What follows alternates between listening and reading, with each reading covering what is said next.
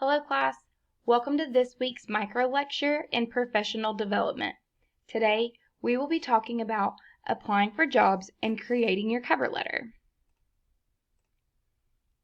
Our learning objectives this week are explaining the benefits of networking, describing strategies for finding job openings that are a good career fit for you, describing how to apply for jobs, completing a job application correctly, and structuring your cover letter. Our first objective this week is explaining the benefits of networking. Networking truly pays off. Numerous studies have noted that the majority of jobs are found through networking, developing relationships with people who can help you find job leads or help you with your job search in other ways. The larger your network and the higher the quality of your contacts, the greater your chances are of finding someone who knows about a job that could be a good fit for you. So who do you know, and who do they know? That is your network. It's obvious to seek help from your close ties, but it is your further connections that also provide great job leads. Every person that you meet has a potential to help you with your job search, so treat every meeting as an opportunity to find the best fit job opening, maybe even before that job is advertised. Every year, about 40% of jobs that get filled are never advertised.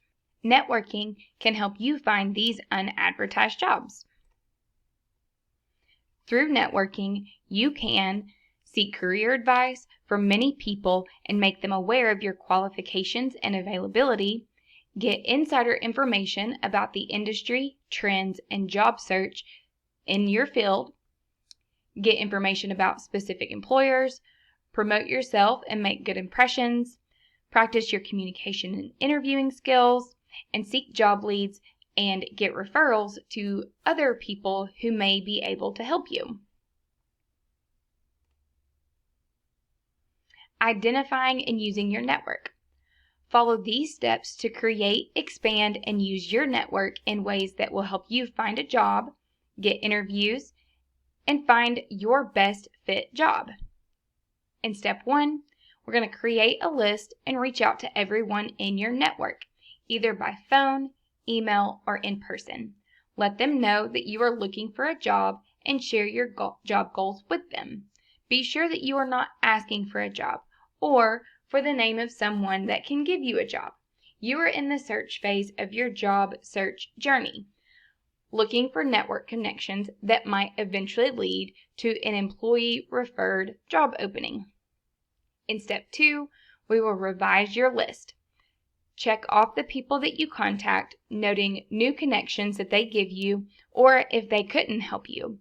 Then add the new connections you learned about. Keep track of who referred you to whom. This will help you in your next steps when you contact your new connection and tell them who referred you. In step 3, we will contact your new connections for a career network meeting. Remember, you are not asking for a job in this step. You are in the listening and learning mode.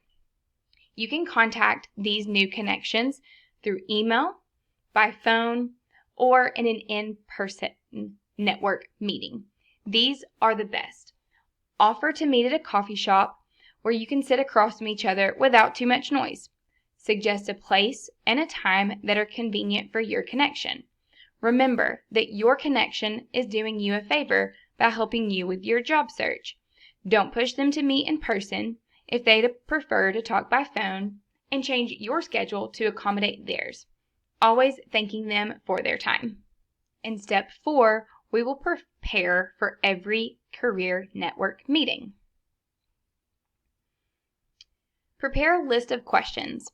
Look at your connections company's website before the meeting so that you can demonstrate your interest and professionalism by asking a question or complimenting the company on something that it does. Some good conversation starter questions would be, what drew you to this career field? Is this your first job in this career field? How long have you worked for your company? Some good job and career questions would look like, what is your typical workday like? What parts of your job do you find most challenging? What parts do you find most enjoyable? What is the culture like at your workplace or in this career field? You could also ask questions for career advice, such as, what advice do you have for someone looking for a job in this field? Does my job goal seem realistic and achievable?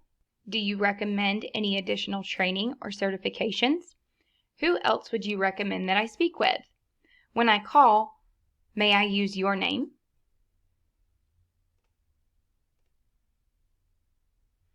Objective 2 is describing strategies for finding job openings. The most successful job searches typically start by tapping into your own career network. Your network connections can advise you about where to look for jobs or even tell you about upcoming job openings that are right for you. Get connected professionally.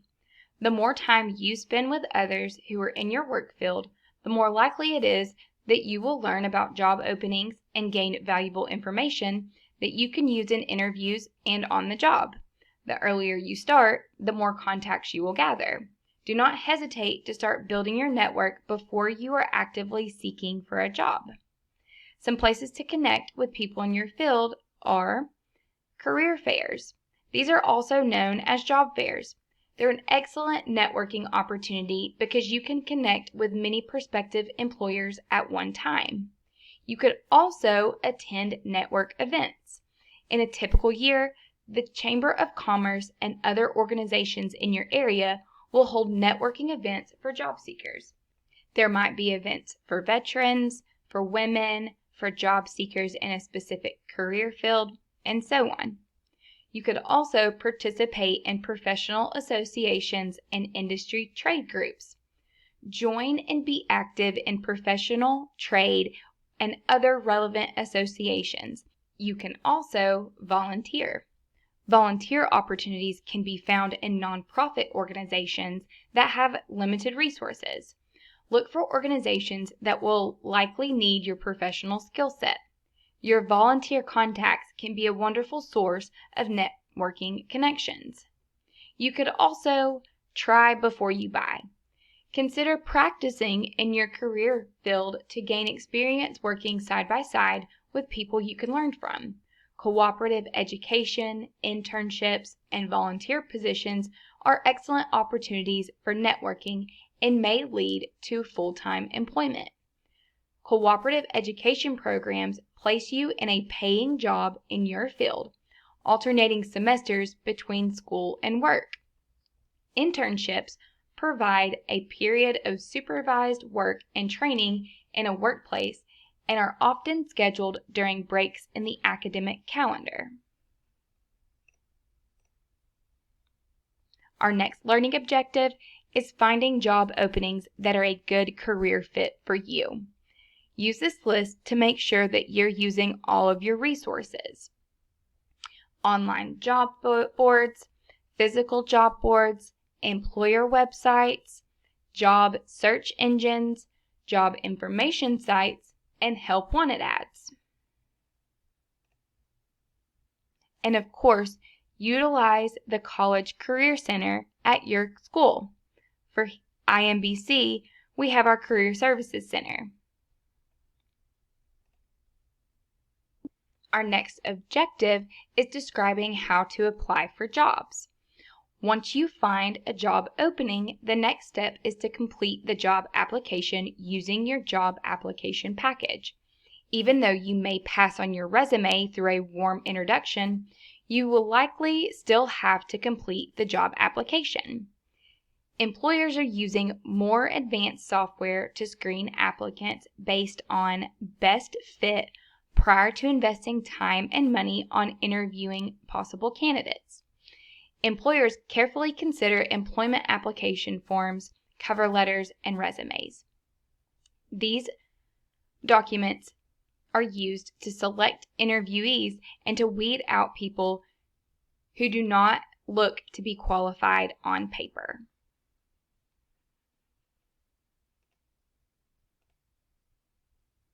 Our next objective is completing a job application correctly. Employers use a variety of application formats. The length and complexity of forms vary greatly. Some applications have questions that require detailed answers. Some employers ask questions that test applicants' knowledge of the job or career field. Treat every question seriously and answer it completely. Applicants who submit incomplete applications with mistakes are the first to be eliminated. Many employers require online applications. Others scan paper applications and file the information electronically. If you omit important information, your application may be passed over.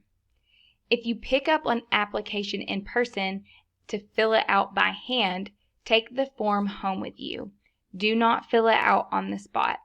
Ask for 2 copies of the application and fill in one for practice and then the other one for your final copy. Following directions is important to employers. Be sure to demonstrate this ability when you apply for a job. Read the instructions carefully and follow them exactly. Employers judge neatness and completeness of the form, not only the quality of your answers. Objective 6 is structuring your cover letter. A cover letter is a letter of inquiry or introduction that introduces you to a prospective employer. Your cover letter states your interest in the advertised position or ask about openings in the company. Most important, the cover letter answers the questions every reader has. Who is this person, and how will this person help us? And should I take the time to look at this resume or application? Effective cover letters make a great first impression. They are well written and get the reader's attention and interest. Good cover letters provide information that convinces the reader to read the attached resume and offer an interview. An effective cover letter markets yourself, highlighting your most important qualifications and emphasizes how those qualifications can meet the employer's needs. Cover letters take time to write. Spend your time writing cover letters for 2 types of jobs. First, for those of which you have had a warm introduction, and then for those for which you are an excellent match or the job is a stretch or dream job. Your cover letter can give you an edge over other applicants. Your letter demonstrates professionalism and initiative that employers are looking for and indicates that you are serious about this particular job opening. Adding a cover letter to your resume might put your resume at the top of the stack where it can be seen. There are 2 types of cover letters. First, the application cover letter. Use this when responding to a job listing. State your interest and qualifications for that job. Attach your application or reference your online application. You can use this for a cold lead or a warm introduction. The other type of cover letter is a prospecting cover letter. Use this to ask about possible job openings when none have been advertised. Be sure to attach your resume. Cover letter content. Your cover letter will include 3 short paragraphs. Your first paragraph is the opening. Introduce yourself and state your purpose. The next paragraph is the sales pitch. This refers to the communication that you use to market yourself. It's similar to a 30-second commercial. Focus on what you have to offer, your most relevant qualifications for the job.